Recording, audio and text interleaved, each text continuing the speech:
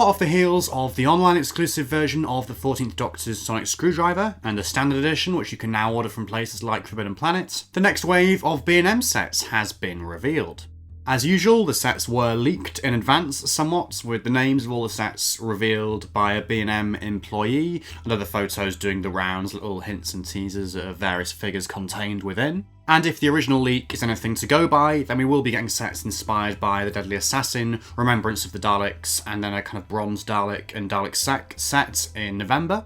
But for the time being, we've got a very 80s/90s themed lineup here with just 3 sets, so one of the smaller drops we've had. We've got 3 brand new sets here, all very exciting, so 2 new History of the Daleks sets, continuing that line that was established back in 2020, alongside another Doctor and TARDIS set, which sees the 6th Doctor make his debut in the B&M range. These sets also see the introduction of a brand new packaging style, which is broadly in line with what we've seen for other things so far in the RTD2 era, like the Regeneration sets or the Sonics. So the base colour is white, and then we have various details picked out in blues and yellows and gold. The general style seems to be like white and yellow kind of on the outer packaging, and then like a blue vortex inside, although the 5 Doctors inspired set doesn't contain the yellow at all, which is a bit strange.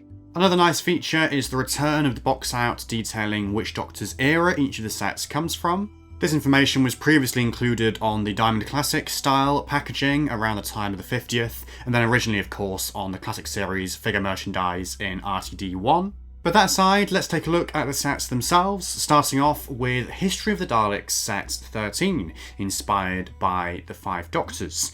Now, the 5 Doctors wasn't a story that featured the Daleks very prominently, but there was a single Dalek present in the Death Zone fairly early on when the first Doctor and Susan were introduced into the mix. And that Dalek has been included here alongside the first Doctor as he appeared in that story, of course played not by William Hartnell, the original actor who had sadly passed away by that point, but Richard Hurndall. So the first Doctor figure here uses exactly the same body sculpt we've come to know from a previous first Doctor Hartnell figures and also from the David Bradley figure from last year. The waistcoat and necktie and all that kind of stuff have been painted in story appropriate colours. And then also a lovely touch on the hands is that the gloves have been included, obviously not sculpted on but just sort of painted there to indicate that they're there. And then we have a lovely new head sculpt of Richard Hurndall himself, the first Doctor from the 5 Doctors. Now, originally there was a prototype made of a Richard Hurndall head sculpt back, I don't know, over a decade ago. It was one of those prototype images that leaked in a big kind of photo years and years ago of old classic series and new series releases. Apparently that head sculpt was since lost, but they have done a new and probably, improved and even better kind of head sculpt now with newer techniques, with digital mapping and all that kind of stuff and sculpting to produce a really, really lovely representation here of Richard Hurndall as the first Doctor. The Death Zone Dalek 2 is a brand new addition to the range. It's never appeared before in the character range. We've seen other 80s inspired and 5th Doctor era inspired Daleks, but this one was something of an oddity, was something of a unique design. I don't know all of the ins and outs of this. I am by no means a Dalek aficionado and Dalek design aficionado, but there were sort of unique details on this one. For instance, the dome lights there, which were different to any Dalek before or since and have been really nicely recreated there with a brand new sculpt. There are also really nice unique details there, like the black tubing on the plunger and the little orange dot on the end of the gun stick. Then we also have the raised neck bins, which is basically at the bottom of the neck section there with the rings and with the mesh. There's that little kind of raised level there, which isn't usually present on the Dalek design. I don't think it's been present on any Daleks before this. I could be wrong. It certainly appeared on some other ones after this into the 80s, as we'll see in another set in this video. So yeah, quite a unique Dalek. Lovely to see it here in the range and kind of done proper justice with some newly sculpted parts and, to me at least, what appears to be, fairly accurate detailing. I'm sure the aficionados will kind of find faults and stuff with these. There'll be things wrong with the Daleks that they're never perfect. I mean, they all use, broadly speaking, the same sculpt, so they're never going to be bang on perfect or bang on what we saw on screen. But for me, this looks good enough. Speaking of Daleks, you also have History of the Daleks set 14, inspired by Revelation of the Daleks, the 6th Doctor's only TV Dalek story.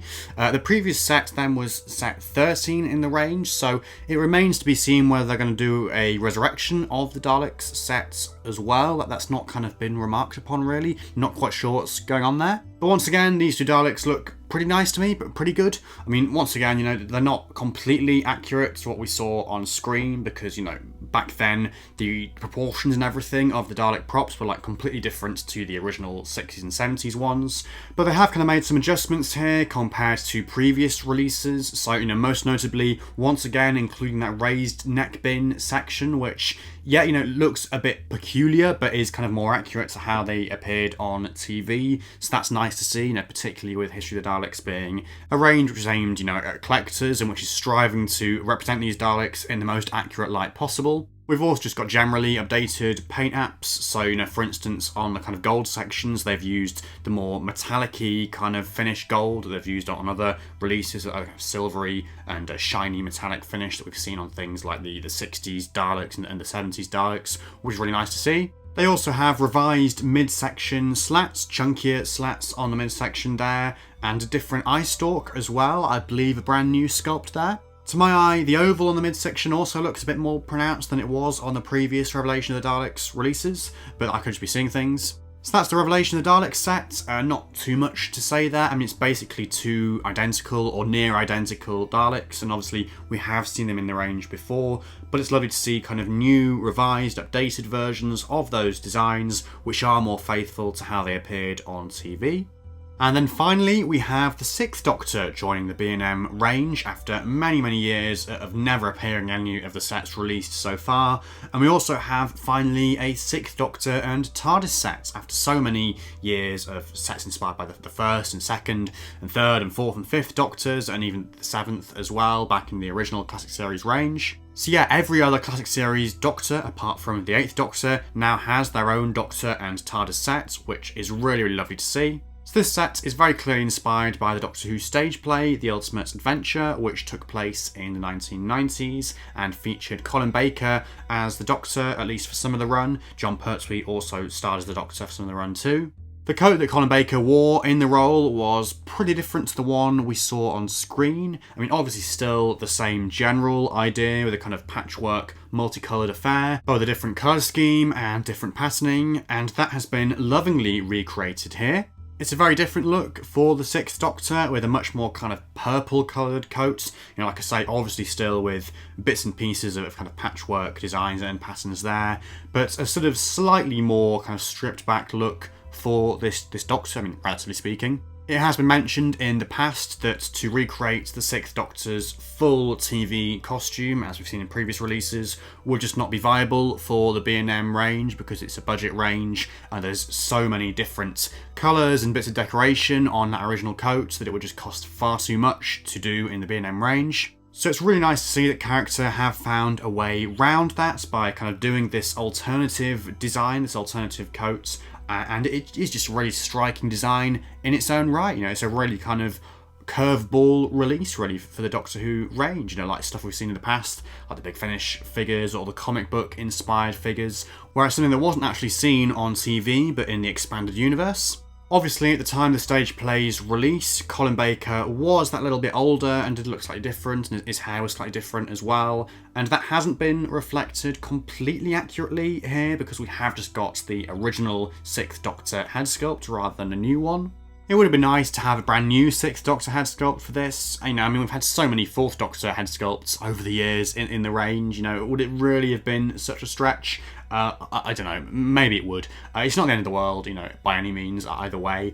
It's just nice to have a 6th Doctor figure in the B&M range, really, and, if this is the way they had to do it, to make that happen, then completely fair enough. Then alongside him, we also have an 80s inspired TARDIS. Now, I believe the one that was actually used in the Ultimate Adventure stage play looked quite different to this and quite different to the TV props from the time. So understandably, they haven't gone with that. They've gone with something much more traditional, much more conventional, using the same sculpt that we've previously seen for the two 5th Doctor TARDIS releases from The Visitation and The Caves of Androzani.